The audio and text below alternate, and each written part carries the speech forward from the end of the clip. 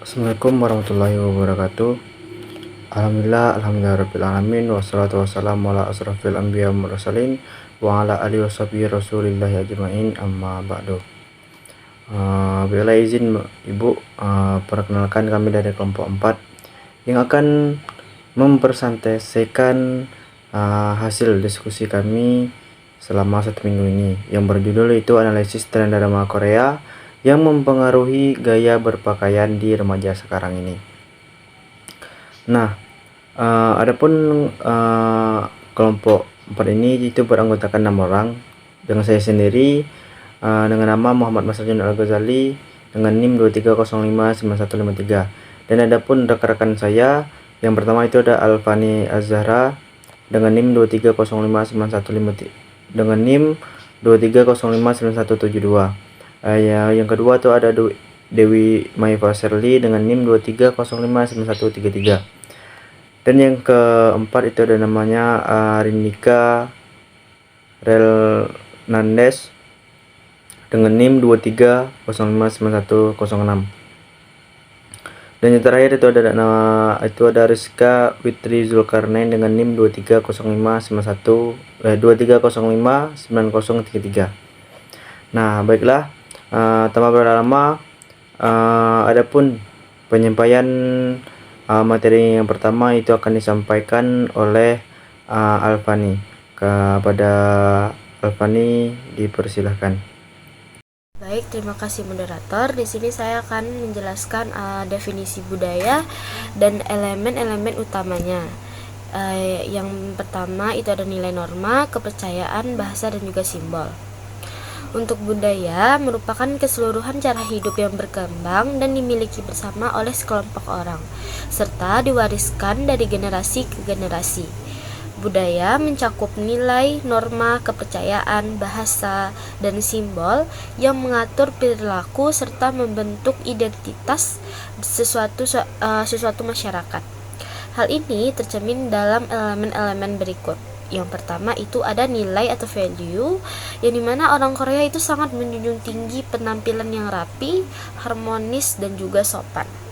Lalu yang kedua itu ada norma, dimana norma berpakaian di Korea itu menghindari gaya yang terlalu vulgar. Lalu yang ketiga itu ada kepercayaan, yang dimana masyarakat Korea itu percaya bahwa penampilan mencerminkan kepribadian dan status sosial seseorang. Lalu ada bahasa atau language. Bahasa Korea juga yang digunakan dalam dialog drama itu menjadi media penyebaran istilah fashion seperti oppa looks, aegyo style, atau ulzang. Lalu ada simbol, yaitu ada busana khas Korea seperti hanbok, dan gaya pakaian artis drama menjadi simbol budaya yang diadopsi secara global. Mungkin itu aja yang dapat saya sampaikan. Kembali ke moderator. Baik, terima kasih Fani atas penyampaian materinya. Materi selanjutnya itu akan disampaikan oleh Alia Novika. Kepada Alia Novika dipersilahkan. Baiklah, terima kasih moderator. Untuk materi selanjutnya itu saya akan menyampaikan terkait bagaimana budaya mempengaruhi sikap, preferensi, dan perilaku pembelian konsumen. Nah, di mana budaya merupakan faktor eksternal yang kuat dalam membentuk perilaku konsumen.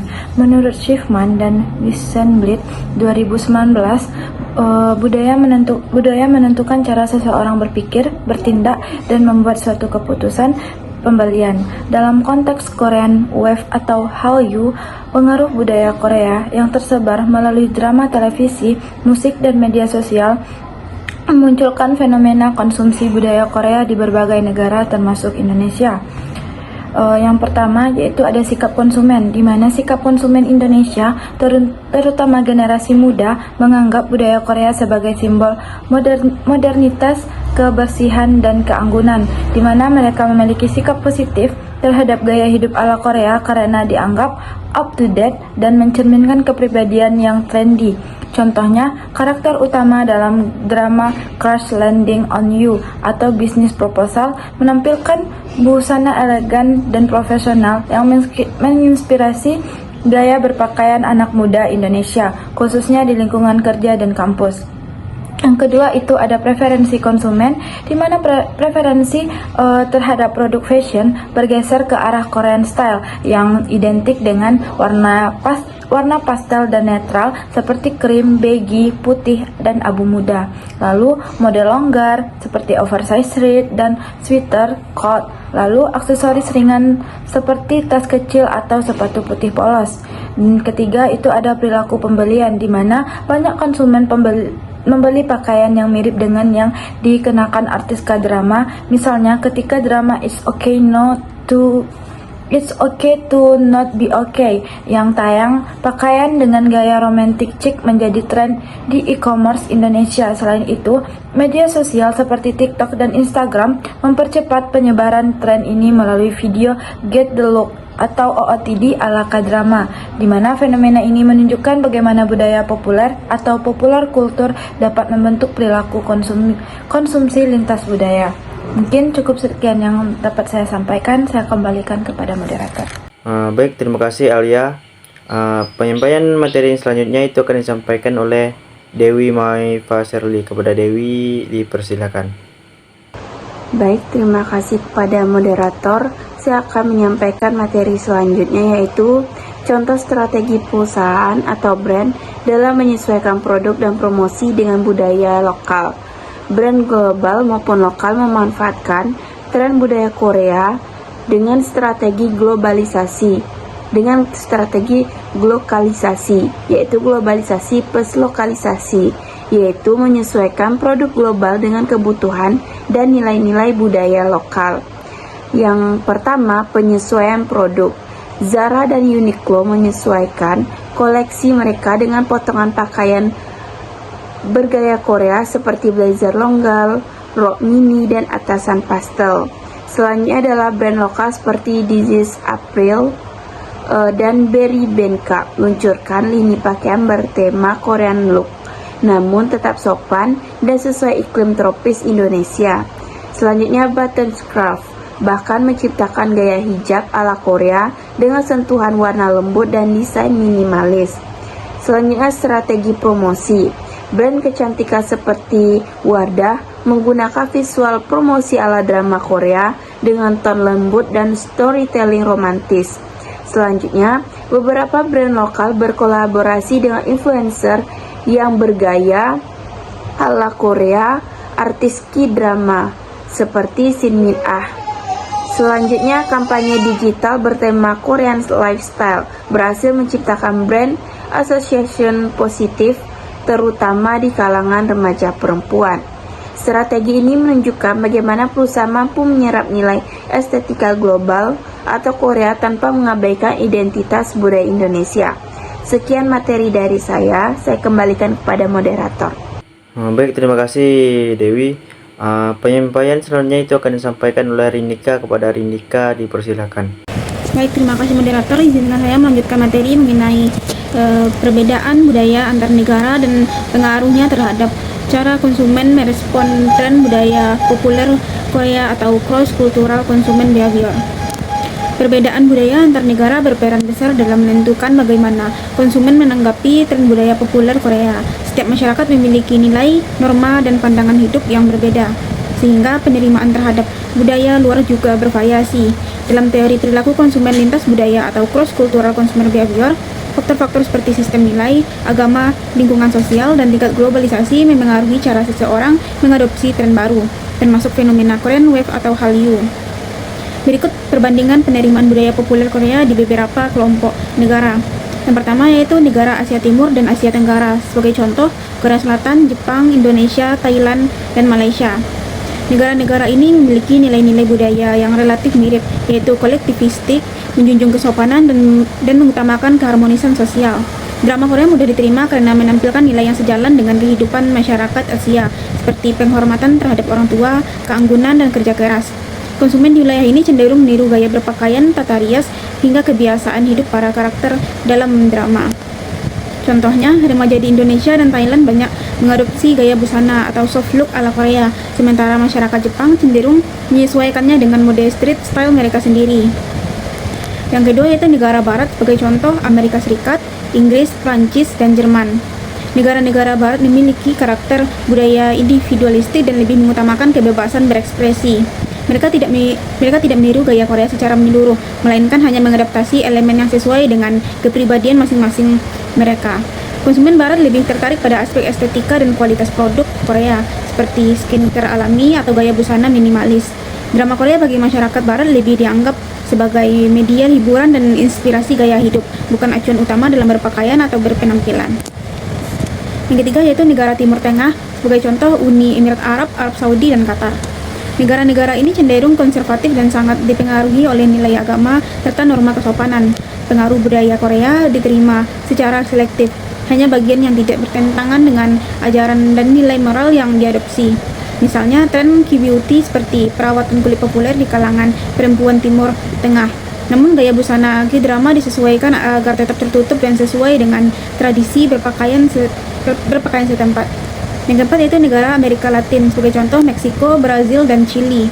Negara-negara di kawasan ini memiliki budaya ekspresif dan emosional, sehingga cepat tertarik pada drama Korea yang menampilkan kisah romantis dan nilai kekeluargaan. Penerimaan terhadap budaya populer Korea sangat positif, bahkan banyak penggemar K-drama yang membentuk komunitas penggemar atau klub khusus. Tren fashion ala Korea berkembang pesat di kota-kota besar seperti Sao Paulo dan Mexico City, terutama di kalangan remaja perempuan. Yang kelima yaitu negara Afrika, sebagai contoh Nigeria, Kenya, dan Afrika Selatan. Pengaruh budaya Korea mulai meningkat seiring penetrasi media digital. Konsumen di negara-negara ini menganggap drama Korea sebagai simbol kemajuan gaya hidup modern. Namun, adopsi budaya Korea masih terbatas pada kalangan urban dan menengah ke atas yang memiliki akses terhadap internet dan media sosial. Fenomena ini menegaskan bahwa perilaku konsumen lintas budaya tidak hanya dipengaruhi oleh ketertarikan terhadap tren global, tetapi juga oleh nilai budaya yang melekat pada masing-masing negara. Oleh karena itu, perusahaan perlu memahami keragaman ini agar strategi pemasaran dapat berjalan efektif dan tidak menimbulkan kesalahan interpretasi budaya. Sekian materi dari saya kembalikan ke moderator. Baik, terima kasih Rinika atas penyampaiannya. Penyampaian materi yang terakhir itu akan disampaikan oleh Rizka Witri Zulkarnain. Kepada Rizka dipersilahkan. Terima kasih moderator. Saya akan melanjutkan materi mengenai tantangan yang dihadapi brand lokal maupun internasional dalam menghadapi pengaruh budaya populer drama Korea di pasar global. Fenomena globalisasi budaya yang dipicu oleh drama Korea memberikan peluang besar bagi brand untuk memperluas pasar, namun juga menimbulkan berbagai tantangan. Ya, beberapa tantangan utama yang dihadapi brand dalam konteks ini yaitu yang pertama ada tantangan diferensiasi merek, yaitu banyaknya brand berusaha mengikuti gaya dan citra visual ala Korea seperti penggunaan warna rambut, model minimalis, dan promosi bernuansa romantis. Akibatnya produk menjadi mirip satu sama lain dan sulit dibedakan. Yang kedua ada tantangan adaptasi budaya. Setiap negara memiliki nilai, norma, dan kebiasaan yang berbeda dalam memvariasikan simbol budaya. Promosi yang terlalu Korea bisa menimbulkan penolakan dan konsumen yang lebih nasionalis atau konservatif. Yang ketiga ada persaingan dengan brand Korea asli. Brand Korea asli seperti Innisfree, Lansing, dan Shalenda memiliki cerita autentik dan kredibilitas tinggi di pasar global. Brand lokal seringkali dianggap imitasi meskipun kualitas dan harga kompetitif. Yang keempat ada tantangan komunikasi lintas budaya. Pesan promosi yang berhasil di Korea belum tentu diterima sama di negara lain. Contohnya, standar kecantikan Korea yang menonjolkan kulit putih bisa dianggap diskriminatif di negara dengan keragaman warna kulit. Yang kelima ada tantangan keberlanjutan tren, yaitu popularitas budaya Korea dapat berubah seiring waktu. Brand yang terlalu bergantung pada tren ini berisiko kehilangan relevansi jika minat konsumen bergeser. Secara keseluruhan, keberhasilan brand dalam menghadapi pengaruh budaya populer Korea tidak hanya ditentukan oleh kemampuan meniru tren, tetapi oleh strategi yang menyeimbangkan antara daya tarik global dan identitas lokal. Sekian dari saya kembalikan kepada moderator. Baik, terima kasih Rizka atas penyampaian materinya. Sesi selanjutnya yaitu kesimpulan, yaitu akan dibacakan oleh saya sendiri. Kesimpulan dari materi kami ini, Budaya ini memiliki peran yang sangat penting dalam membentuk nilai, norma, kepercayaan, bahasa, serta simbol yang mempengaruhi perilaku konsumen masyarakat. Nah, dalam konteks Koreaan Hallyu ini, budaya Korea telah menjadi kekuatan global yang tidak hanya mencerminkan etika dan gaya hidup masyarakat Korea, tetapi juga mampu mempengaruhi perilaku, preferensi, dan sikap konsumen di berbagai negara termasuk Indonesia ini. Nah, melalui media seperti drama Korea, masyarakat Indonesia ini mulai mengadopsi gaya hidup, cara berpakaian hingga standar kecantikan ala Koreaan yang dianggap modern, bersih, dan elegan. Hal ini menunjukkan bahwa budaya populer dapat membentuk perilaku konsumen lintas budaya ataupun cross culture consumer behavior. Nah, namun di balik peluang tersebut terdapat tantangan besar bagi brand dalam menjaga diferensi merek, adaptasi budaya, serta berkelanjutan tren. Nah, brand yang terlalu meniru gaya Korea berisiko kehilangan identitas budaya sendiri. Oleh karena itu, kunci keberhasilan terletak pada kemampuan perusahaan yang menyeimbangkan antara daya tarik global dan identitas lokal agar tetap kompetitif dan berkelanjutan di pasar internasional. Nah, inilah kesimpulan dari materi kami pada hari ini. Mungkin berakhirnya kesimpulan, maka berakhirlah presentasi kami pada kali ini. Apabila ada kekurangan, itu datangnya dari kami sendiri, dan apabila kelebihan, itu datangnya dari Allah Subhanahu wa Ta'ala. Saya tutup. Wabillahi taufiq wal hidayah. Wassalamualaikum warahmatullahi wabarakatuh.